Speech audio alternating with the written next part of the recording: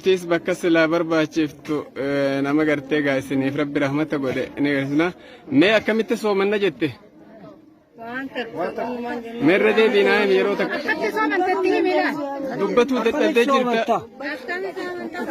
dubbatuu dadhabdee jirti sagalee baasuu hin dandeenye akkuma isin agartan kana lubbuun bahuu malee du'a malee wanni hafeef hin jirtu kunoo kana fakkaataa jechuudha ummanni kun akka jirutti kunoo istoora jala jiranii guyyaa 5 as jala teenya jedhanii kunoo